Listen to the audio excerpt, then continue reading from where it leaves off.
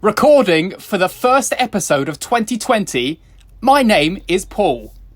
And my name is Ben. And this is FilmBusters. Wow. FilmBusters. That was a new intro.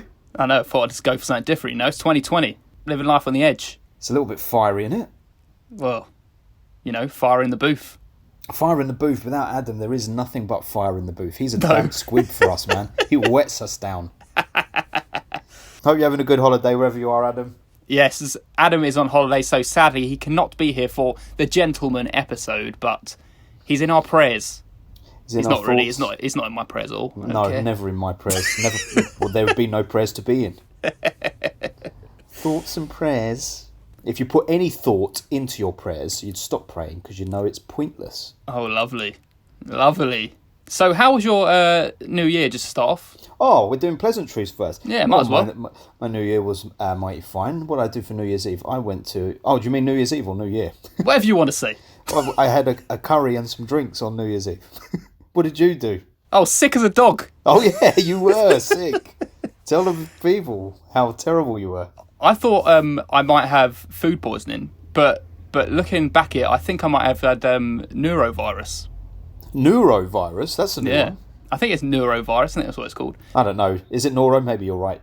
Basically, like loads of people I've spoken to had exact same thing, and it's something that lasts for like 12 hours. That's right. And that's exactly how long it lasted for me.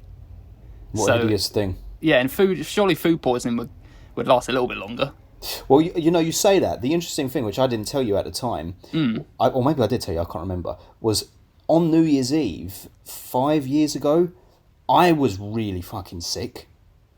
In fact, sorry, it wasn't New Year bug, mate. It was night of the 30th, so I was sick, like early hours of New Year's Eve, leading into New Year's Day, and that was like a 24-hour thing, and I think it was from oysters. I had oysters. And I was so sick as a fucking dog, ruining my New Year's Eve. But then I was totally fine the next day. It's a New Year bug. Horrible. It's all the gluttony from Christmas. We stuff our faces and then we're sick from all the... It's got to come out at some point. It's got to come out. It's all got to come out. Right, so today we are going to be talking about The Gentleman, the new Guy Ritchie film.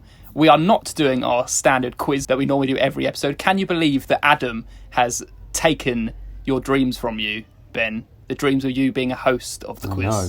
Well, he's terrible. very selfish like that, so I can believe it entirely. It's terrible. At least it gives you time to like gather your thoughts and what you want to bring to the quiz for 2020, you know? I know. Okay, so I guess we'll just go straight into this. Should we go to the feature? What is this? The Gentleman, I believe. Oh, the main event. Yeah. The main event. Play that theme song. The main event. Here is our feature topic, plus Adam might do a rubbish plot summary. Are you fucking serious? Right, we are talking about The Gentleman. This is a spoiler episode, so if you have not watched The Gentleman, we will be spoiling it, talking about all the little details of this film. So if you haven't seen it, you might want to turn it off. Or we could just spoil it for you, however you want to play the game. Listen, whatever game that is. I think one of our unique things that we do on this podcast is that we review contemporary films, like films that are out in cinema now, and we just spoil from the fucking off. Yeah, Lots of others have the courtesy of going, well, we're not going to spoil it for you, and now we'll spoil it for you in the last 10 minutes. We just spoil the fucker from the off. Listen, I don't go listen to reviews before I've watched the film. No, it's true. That's true. So just spoil me. Yeah, that is true. There was a long time. Do you know what? I used to listen to the Komodo Mayo podcast all the time. It was my go-to podcast. But since we've been doing our own podcast, and particularly over the last year, and we found all these other wonderful podcasters, I just listen to them. But most of them don't really review contemporary films. Apart from the movie Journey guys, everyone else does the old films. So I don't really ever get spoilt with stuff. So it's cool. I go into everything fresh. And case in point, I don't know about you, but going into The Gentleman, I literally knew nothing about it other than it was a Guy Ritchie film with Matthew McConaughey and Hugh Grant. Oh, that's good. I knew nothing about it. Hadn't seen a trailer. It's nice. It's nice to do that, isn't it? Oh, Surprise yourself. Maybe. So, shall do you want to take the reins and do the plot summary? The lovely thing that Adam likes to do every episode? Oh, wow. The honour of it. So, The Gentleman, this is basically Guy Ritchie's attempt at gentrifying the genre which he helped create. So he takes that Cockney, East End, wide boy approach to crime and applies it to the upper classes as opposed to the working classes this time. With Matthew McConaughey in the lead role as an American who has this marijuana empire who wants to sell it off and retire so he can live the high life. But things don't go quite according to plan because of a seedy little reporter in the form of Hugh Grant and the little movie script that he reveals to Raymondo, played by Charlie, whatever his name is. Hunnam. I was going to say Dunham, but I thought that ain't right. That's the plot. Oh, beautiful.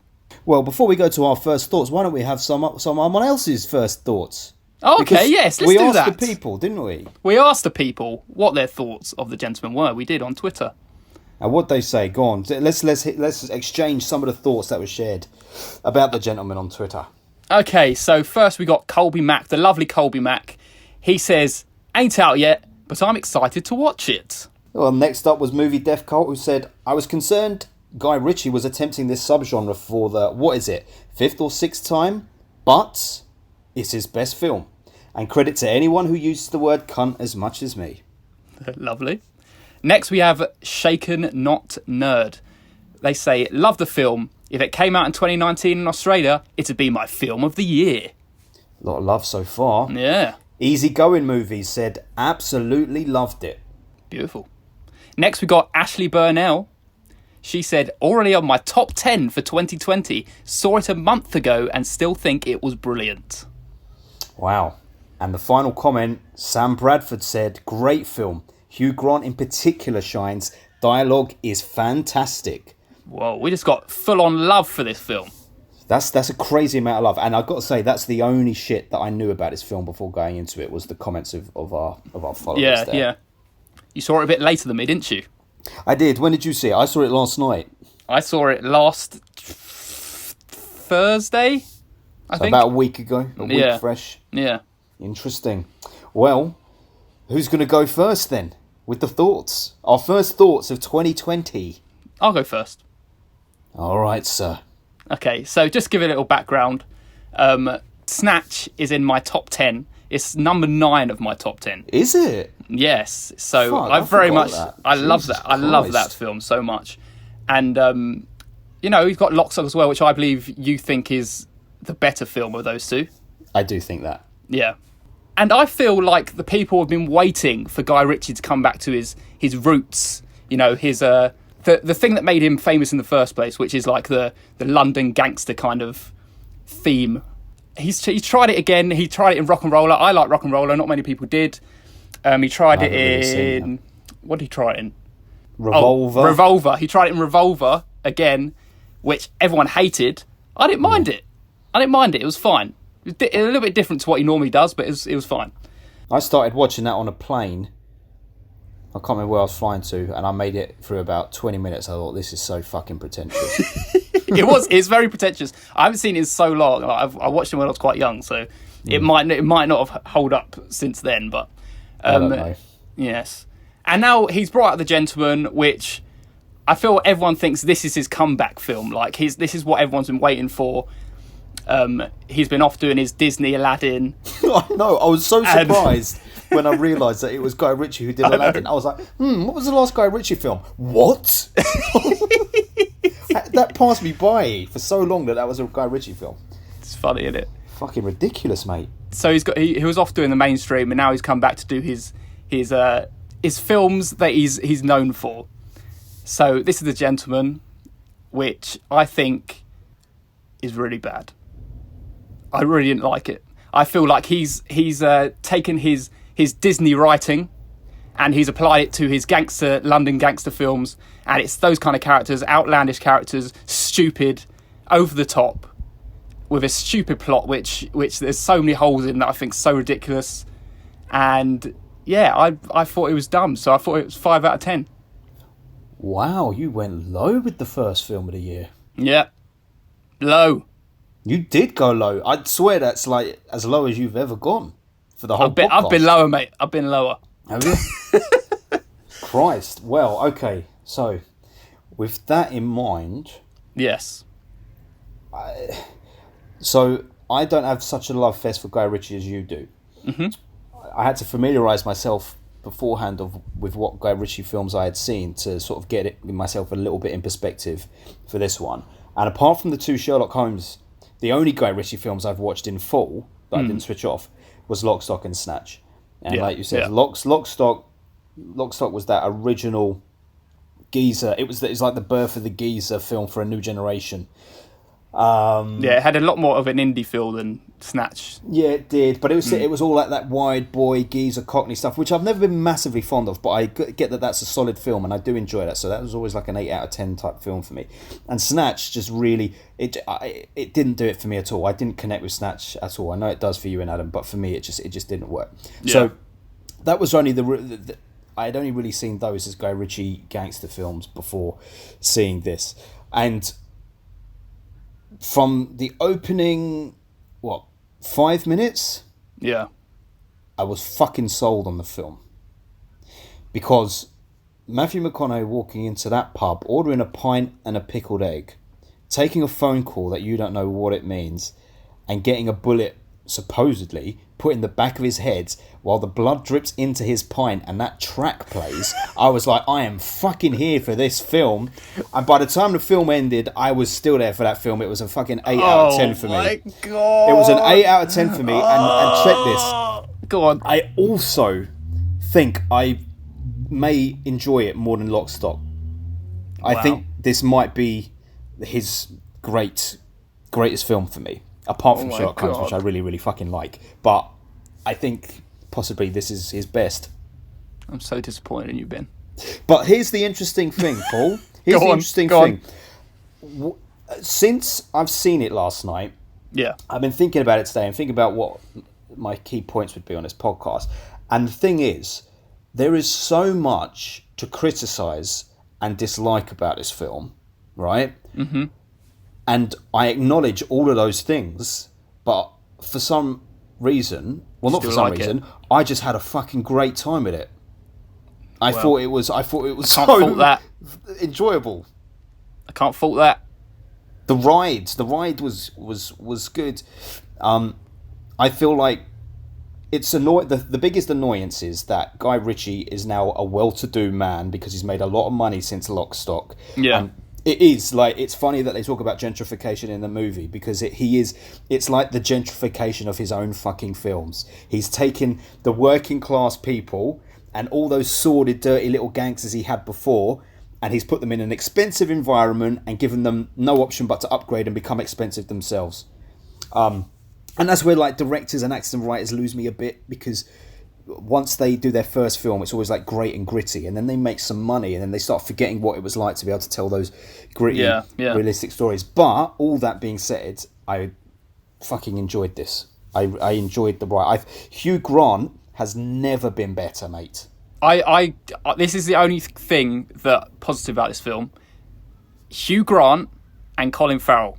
They're the only bits I really enjoyed. Oh yeah. They were both very good. Yeah, very good. Every other character I was like, nah. Charlie Hunnam was annoying me a bit.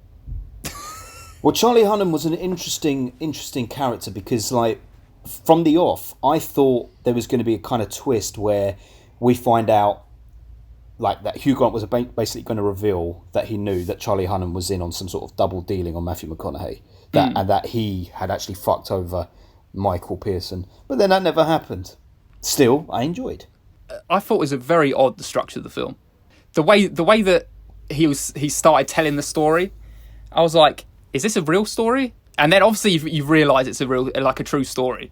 I guess it all so much depends on if you buy into the concept of him, let me talk you through my movie script, which is actually me explaining the entire backstory. Yeah, his blackmail story.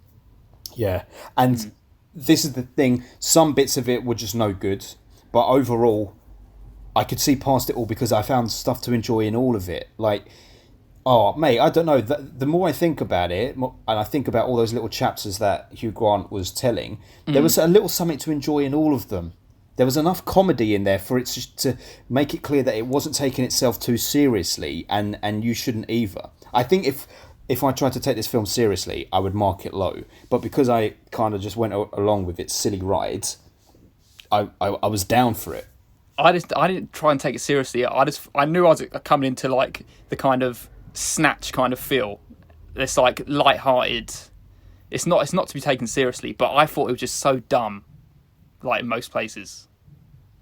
Go on, tell me some things like that you didn't like. The dialogue and everything, like just stuff that's coming out their mouth. It's like I don't like. Do you know the first thing that Charlie Hunnam kind of says? He's like, "Oh, I'm going to stab you with a rolling pin" or something like that. I was like, "What are you talking about?" Yes, I did think, how are you going to stab him with a rolling pin? But, yeah, it's like he just let me try and write the most random piece of dialogue, just because that'd be funny. But it's like that's not really funny.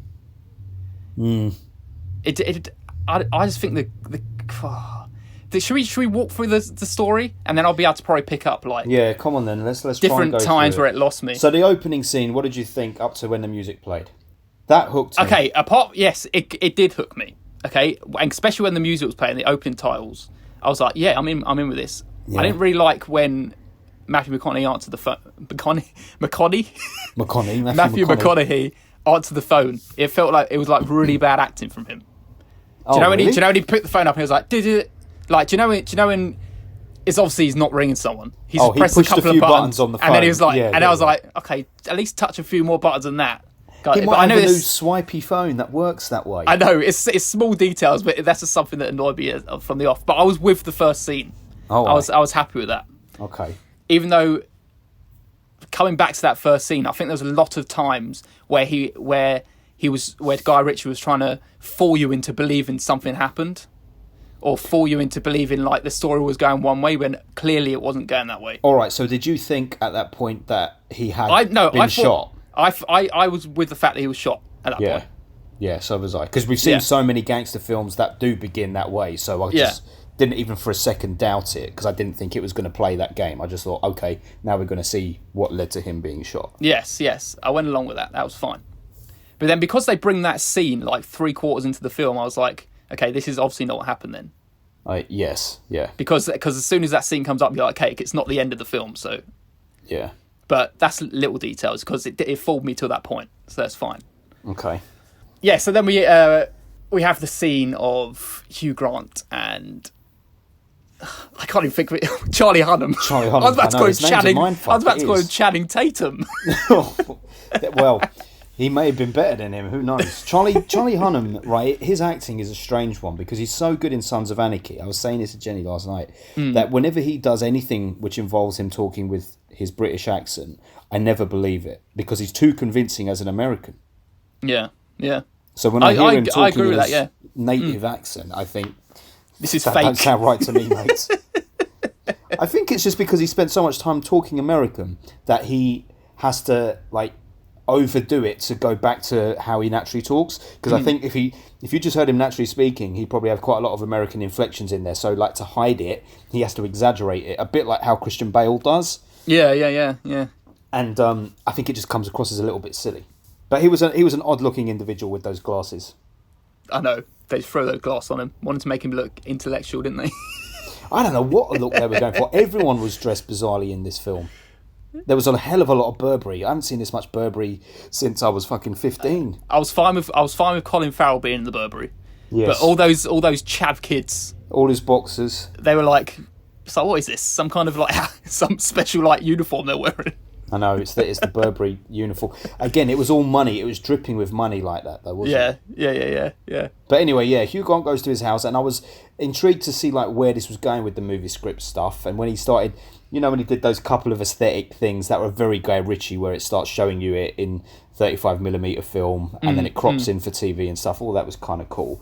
Yeah. And then the way the story started unfolding, at first I was a little bit lost, I got to admit. Like, because I thought, is this actually a story being like a story, or is this the bribery story? Yeah, and also because, story? Like you say, the way he's writing dialogue, they're talking in a sort of jarring way. It takes you a while to get on board with the way, particularly the way Hugh Grant talks. Yeah, but I like it. I like when Hugh Grant was saying things like Angleterre and stuff. As I said, Hugh Grant was one of the best things about it. Yeah. Oh yeah, for sure, for sure. Most of the scenes with Hugh Grant in, I was on board with. Yeah.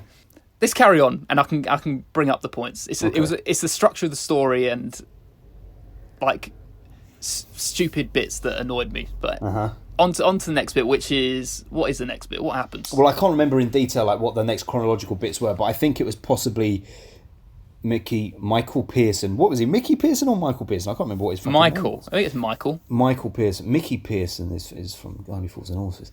Michael Pearson meets the Jewish guy who wants to buy out his business, and he takes him to that container in a field and shows him his works underneath the field. Yes. And explains how he like buys out all these country estates, which I kind of thought was interesting. I like the idea of like people who were standing to lose half of the money to the state through inheritance tax. Yeah. Instead, he swoops in, buys it, kicks back the profit. I kind of like the financial wheelings and dealings of that.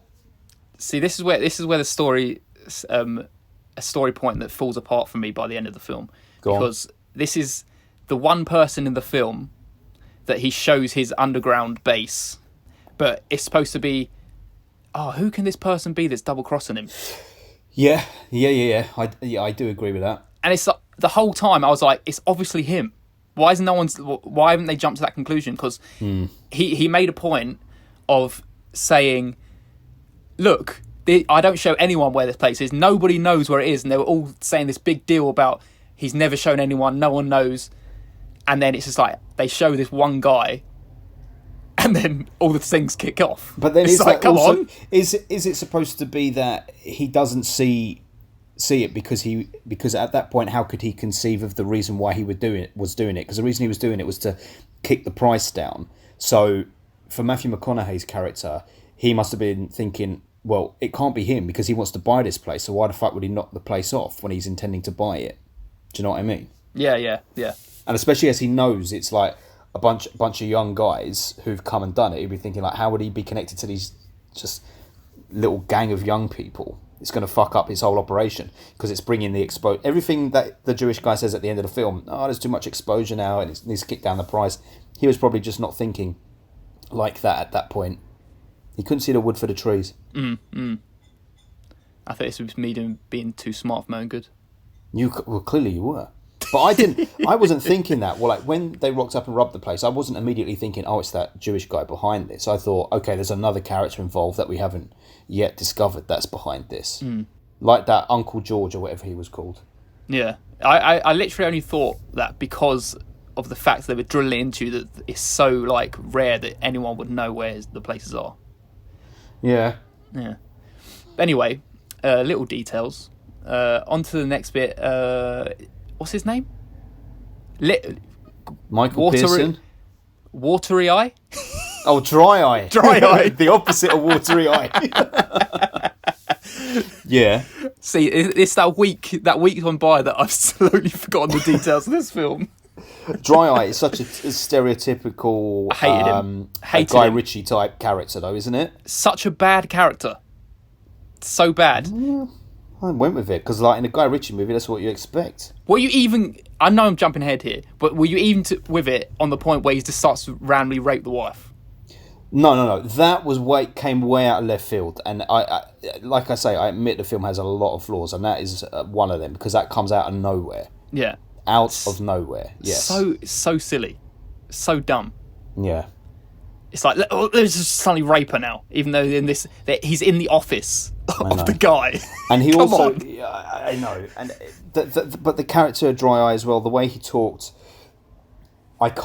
it just didn't ring true to his character.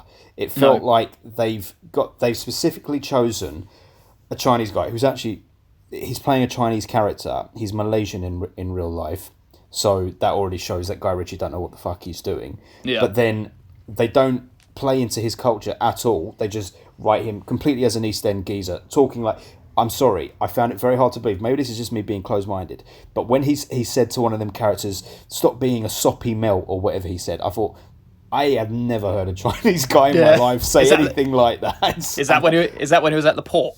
Yeah. When that guy was I've actually got 40 hubcaps instead of 20. But I didn't believe it. But again, this is what I'm saying, Paul. I'm kind of agreeing with all these things you're saying, but I liked it in spite of all of this. Yes.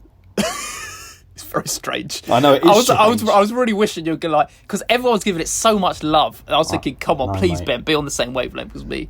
No, but it's not that I'm giving it so much love. I just really enjoy it. I've got to be honest. Had you really loved this film, I would have been doing what you're doing now, despite my 8. I wouldn't be shooting it down, but I would be focusing on the negatives. But since you disliked it so much, I feel like I now need to lean the other way. But my 8 was a 7 that bordered on an 8, and immediately when I watched it, it was an 8. But as today's gone on, I've been thinking, actually, is it a 7? But then I keep thinking no, because I enjoyed the ride, and that's the main thing. Do you enjoy it? Because you can do a film like this and not enjoy it, which kind of was a bit of the Snatch experience for me. Because for me, all of the things that you're talking about that are seeming a bit ridiculous so far, I found in Snatch.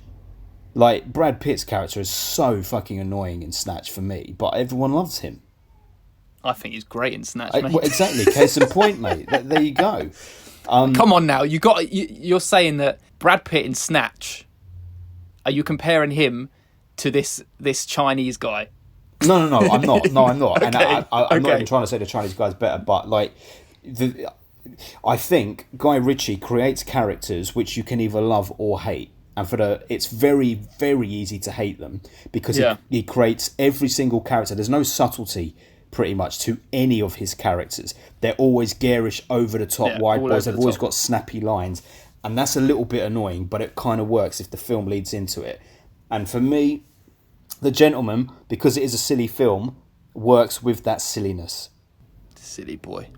Also, you're the silly one, mate.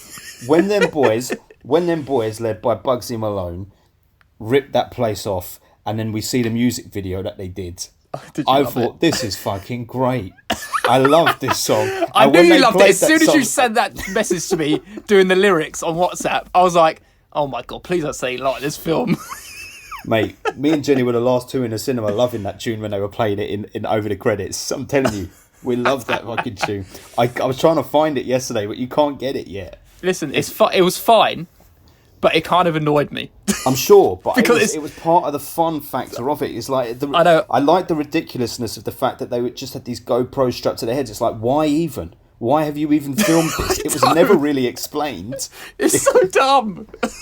But I dug it. I was with it. I think you've really got to be either with it or you hate it. Exactly. I think that's what his film is. That's obviously I was one not with this film. It's totally it. But I mean, there's other things that were just so ridiculous that make no sense. But this is what I'm saying. Like, it isn't a film that made sense. Like, why the fuck? After Charlie Hunnam goes, so it was a ridiculous sideline. When that lord is like, oh, my daughter's run off with a junkie on a South London estate, and it's like, okay, now Charlie Hunnam, you've got to go and get her back. It's like, well, why? First of all, I don't really see why it's his bag. And then after that guy gets pushed over the balcony, which I thought was a great scene, because did you know the minute that Charlie Hunnam walked into that place and opened the balcony door, that was like a Hitchcock maneuver, because it was like the moment he opened that door, you knew someone was going off that balcony, right? You know, this is another one of those times where the trailers ruined it for me. Oh shit! See, I didn't see the trailer. Yeah, so I what happened knew in what was the trailer? happening.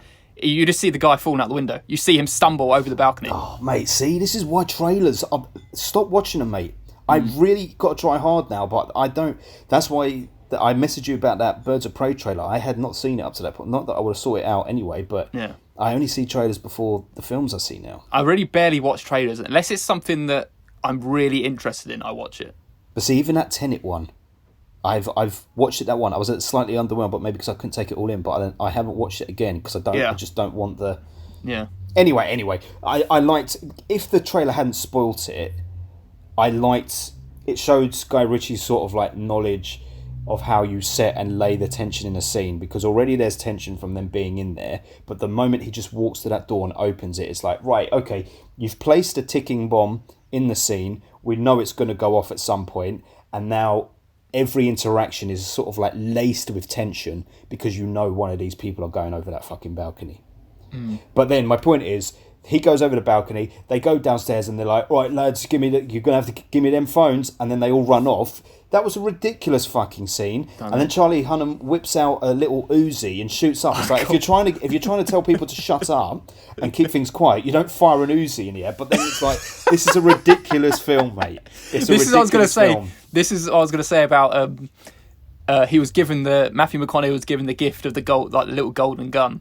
And which I was not convinced was a real gun until she shot it. I know. It was like, guns aren't allowed in like the UK. They were like they're so adamant about it that no guns be allowed in. Charlie Hunnam brings out a massive Uzi. Also, there is no way Charlie Hunnam had that Uzi on him the whole time up to that point, running. Because you would have seen that gun knocking all over the place when he was running. Flapping everywhere. Yeah, but again, mate, bear in mind, when you have got Hugh Grant narrating all of this in that ridiculous voice of his, in his ridiculous manner, this is a nonsense, silly film. Yeah.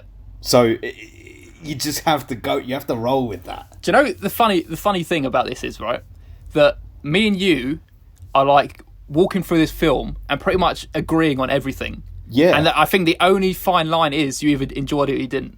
That's it, you're right. We are agreeing on almost everything that happened in it. Here are some of the things that I didn't like and I can't justify. Yeah, go on. The racism, which... This is the boxing one.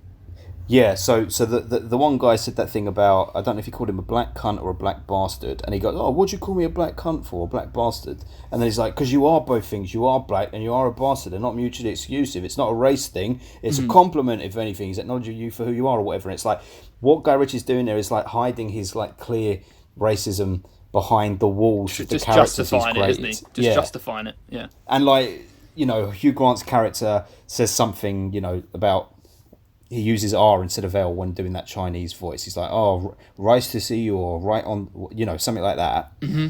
That sort of shit is stupid, and there's no justification for it. And it sounds like crap, childish stuff. You need to grow up a bit. And also, when Guy Ritchie is taking little pot shots at like younger people, millennials, liberals, when he's got Charlie Hunnam in that place, he's like, "Oh, you snowflakes, you liberals." It's like, this is Guy Ritchie, man. This is his disdain for that generation, because Guy Ritchie is a fucking conservative, surely. Mm-hmm. He's a wealthy boy, he's a wealthy man, and I didn't like that. And I didn't like the wife, because it's that crappy old excuse of, "Oh, but she's powerful like the boss," but it's like, yeah, but she only exists there to A, be the potential rape victim, yep, and B, give Matthew McConaughey a blowjob. Yeah, she gets to sleep with him at the end, because halfway through it's like, "Oh no," and then at the end it's like, "Well, I'm going to sleep with you now." Yeah, it would just be played. It's just get played the victim at that end bit, wasn't it? Yeah, to build her character up for that. And to buy those hubcaps as well. She wants those hubcaps. Oh yeah, she needs them hubcaps in that female garage. Yes. Here's the thing. This Guy Ritchie is kind of like a bit of a dinosaur now in this genre anyway. So the best he could have hoped for was something that was like mildly entertaining, and he kind of came for me as something that was entertaining. This Cockney geezer thing that he's done it for too long now. Mm. He needs to move on, but not as in his own persona. Yeah, the films that he creates. Okay, right. We've seen them now. Yeah. So do something new. Like when he did Sherlock Holmes. That was really great, and that was cool because he took the best of his understanding of London and London talk and swagger and put it into something, family entertainment, for fuck's sake. I feel like you can really feel like the style when he does something of his like own original idea, not something like Disney. You can feel it's his film. Yes, like the dialogue, the way it's shot, like the way the story plays out as well, like jumping from like one scene to another by just a thought, like you see Robert Downey Jr. suddenly it shows him getting to the point of the carriage in all different disguises and all that. That's the kind of way that he plays his stories. I like that. That's his start, but it comes down to him as a director, and he is a good director. I just think he needs to tell some slightly more original stories now, and he needs to move with the times. He can't be this 90s gangster hero icon filmmaker anymore. He needs to change what his films are about, and and arguably he has with this one. I keep saying it, but it's quite clever, and if it was intentional, He's fucking gentrified his own films. That's what he's done. He's taken his films, like Lock, Stock and Two Smoking Barrels is Brixton in the late 80s, early 90s. And The Gentleman is Brixton now. He's got a few of the same fucking faces, and essentially it's meant to be the same thing, but there's a shitload of money and veneer on it now. Yeah. It might be smart in that way, but the story's not smart. The way it's not. No. The structure of the story has so many problems. He just hopes that the comedy will like be sufficient enough for people not to notice. But nevertheless, I was still entertained, and despite how unoriginal and unremarkable it was, I thought it was a lot of fun. Best scene in the film? I love how we just started talking about the plot and then we just dismissed like, it. we don't need to talk about this. I think because we also learned that very quickly there was not that much plot to talk about. Some of the iconic scenes for me, because it's scenes rather than things, the things that jump out for me is the bit where he's freaking out at the Jewish guy at the end, and he's like, you're going to go in that container, you're going to transfer me that money before you get frostbite, and you're going to cut off your pound of flesh. It's this Guy Ritchie just throwing so many fucking elements into it. It's like, where's this pound of flesh shit coming from now? The music video, and also when Uncle George was throwing up at the table. You know when he gives him the tea? He slips something into his tea. All right. That was fine, mate. It wasn't that Because good. I thought, what's happening here? I thought, why is he all twisted and contorted? Then he started vomiting. I was like, oh, I see. And he's like, if I can get you in your own restaurant, in your own kitchen, think what I could do to you in the restaurant. The restaurant. What was yours? My favourite scene was probably the Colin Farrell in the cafe. But see, now look, that is, I agree, right? It's satisfying, but it's such a fucking Guy Ritchie thing to do. I It's know. an old man going, oh, fucking kids these days, they all think they're hot shit. Let me just put a middle-aged man in a situation where he can beat the shit out of all these kids and send them to rights. Yet somehow it still fucking worked. I think, do you know what? I think because it probably resonates with me more than any of the rest of the film, because I hate annoying. chavs so much in films. That is me one of the reasons why the film came down. There's so many like overuse of chavs. I think they were chavs. I don't think the boxers are chavs, though. No, the boxers weren't chavs, but all the Burberry are hated. But the way, it's not really about the chav, it's about the way they act. It's that over the top, like, chavs aren't really like this. It's like, yes. Look at those ribs, man, look at those ribs. It's like the Kingsman. That's what I hate Right. about the Kingsman. Right. All that stuff. Yeah. Because it's like over the top chav. This isn't a real life chav. It's like, this is what you think a chav is like. I think It's like a caricature of a chav. Yeah. Well, you know what I it don't is? like. It's someone who isn't part of that world, who isn't on that age range, trying to write for that age bracket. Like, Guy Ritchie's, 50? So how can he write for teenagers authentically? Like, some people can, but he hasn't got the ear for it. Yeah. And even though chavs are annoying, like, whichever way they get put on screen, they're going to be annoying if they're reflected in the way that they In that actually way. talk. It is a little bit too much of an exaggeration.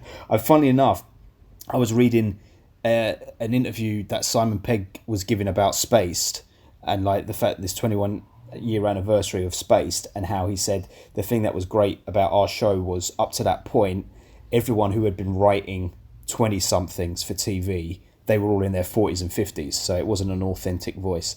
And we were the first people to come along who were like in our 20s to write for 20-year-olds, and that's why it like resonated so For the well. time. Yeah. It's true, the older you get, how can you accurately portray these voices? It's true. Yeah, And that's why I enjoyed Colin Farrell beating them up. Because I hated them. I liked Colin Farrell's character. I liked when he was doing all the favours, like he really didn't want to be involved in it all, but he just ended up doing all these massive fucking favours. We have to talk about one final thing, which I wasn't happy about, because I didn't realise until I saw the credits. My nemesis was in this film, wasn't he? You did it, but how could you not realise? Because it was in it. That's what I mean. I didn't realise until the opening credits. Oh, the opening credits, yes. Yeah. I thought the credits, like the end. I didn't realise it was in that film. And what happened with him was a little bit fucking stupid. Yeah, it was like a Black Mirror episode.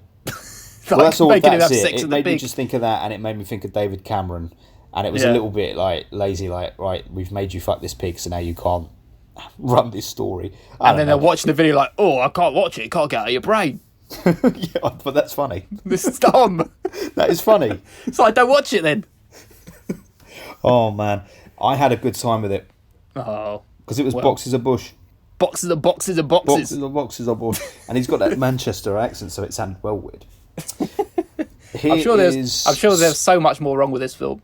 Yeah, but and do you know what? Every little thing you say about this film that you say is wrong with it, I'll agree with you, but say I enjoyed it nonetheless. It is very strange, isn't it?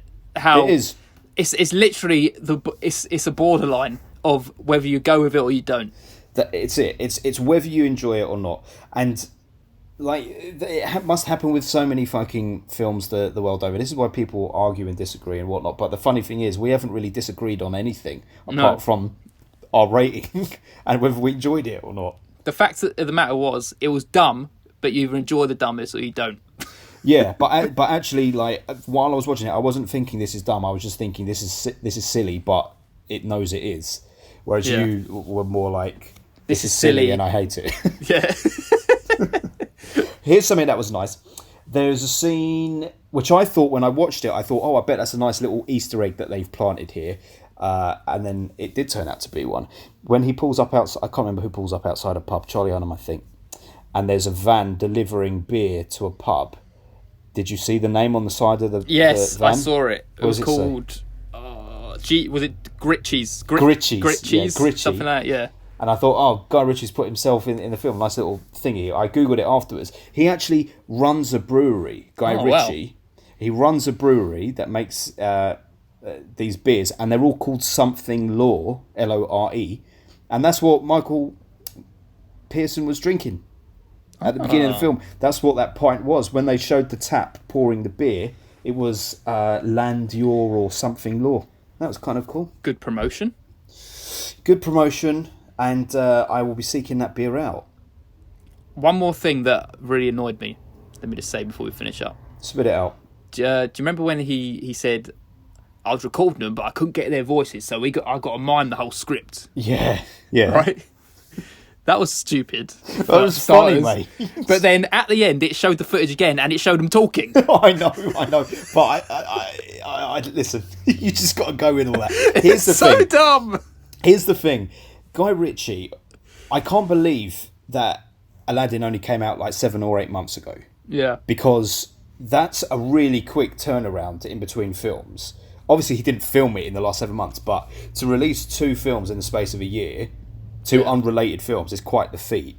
So there is a great chance that because of his distraction working on Aladdin, that a lot of things that he might have otherwise given attention and focus to in this film sort of went by the wayside, which is why it ended up like this. But I think you will look back on this film much more kindly in the future. When I was watching the film, I wasn't like, oh, I can't wait to finish this film.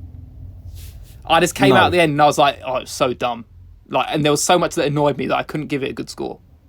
What a shame. Yeah. Is that one of your worst films of the year then? I think So I watched far? worse. I think I watched worse. Guess what? It's our best film of the year and our worst film of the year. All at the same time. All at the same time. Well, I think, now the thing is, Adam's going to have to watch it so we can chuck his score into this mix. But because you've given it a 5, you've really skewed the score on this, so it's going to put it unfairly low in our overall rankings. I feel like Adam will love it.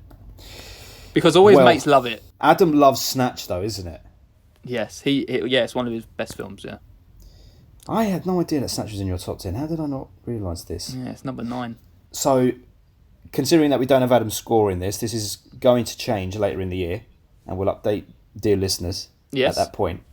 But based on my 8 and your 5, that is an average of 6.5 on the nose for this film, which means that it beats these 4 films that are at 6.3, Terminator, Dark Fate, Bright, The House that Jack Built, and Hereditary. I'd agree with that. I can't believe that Terminator Dark Fate's down there. That's because of Adam. But I think, I don't know. I don't know. Maybe I would enjoy Dark Fate more. But anyway, it's below Rise of Skywalker, Solo, and Green Book, which I do not agree with at any stretch of the imagination. It's a better film than all of those. But we'll see what Adam does. But And now you have a decision to make, young Paul. Yes. It is tied with the only other film that we give a 6.5.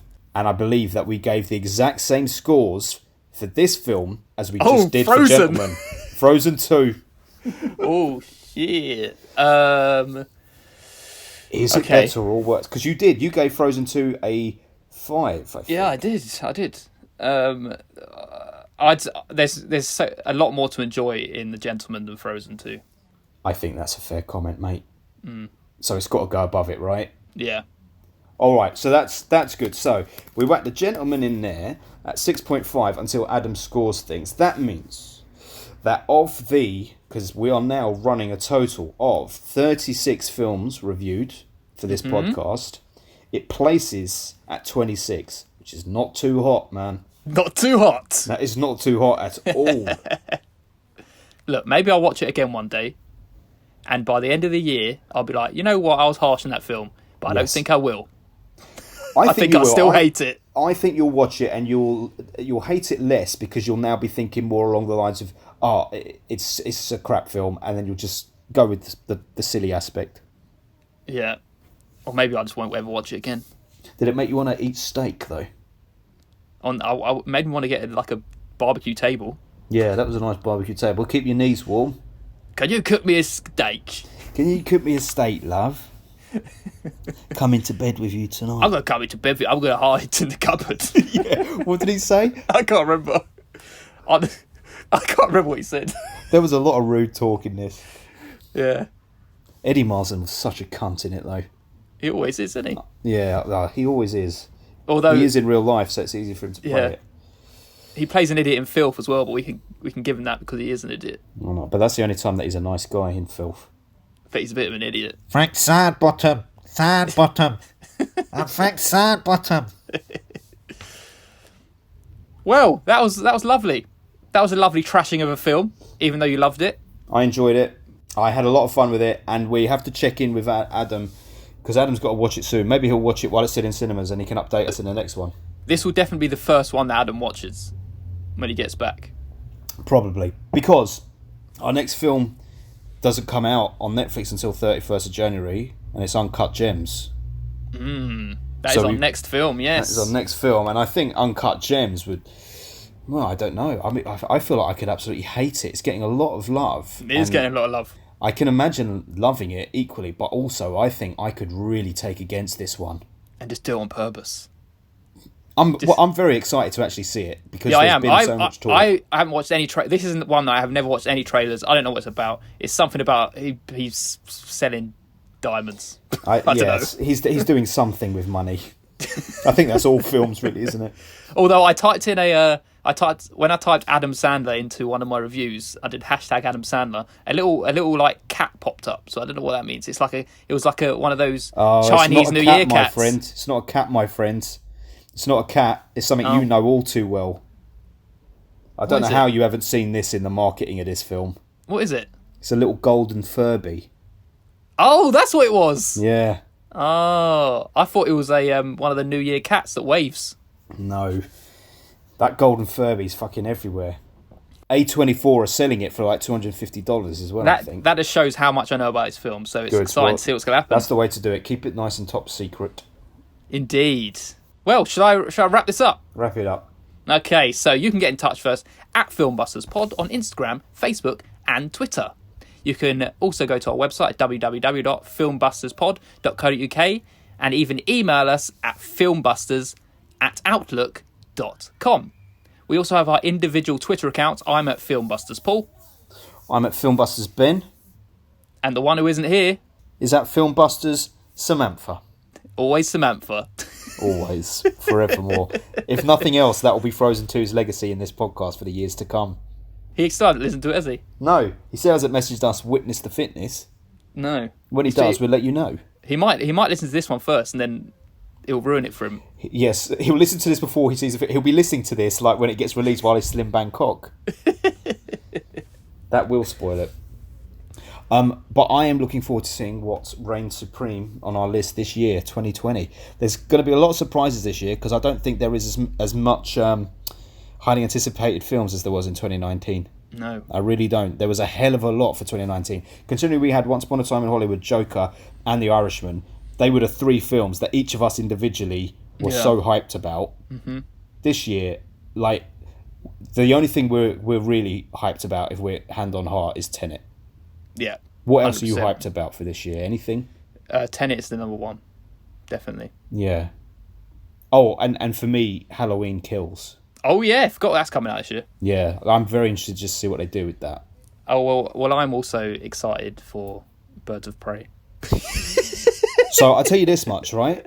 Yeah, go on. I know that I will absolutely hate it. I know I will. It might be like The Gentleman. You can't go into it just hoping you're going to hate it. No. But I want to review it for the podcast because I want to lay my argument out there. It's not enough. I will have to suffer through so many cunts on Twitter raving about it before it's come out. No, mate. No one's going to rave about it. Everyone hates DC. I'm the only one who likes it. Oh, it's getting a lot of love. I'm the only one who loves it, mate. She's the most annoying character I've seen in film in a long time. What, even more than the Chinese guy in Dry Eye was better than her. What Watery Eye? Watery Eye. It's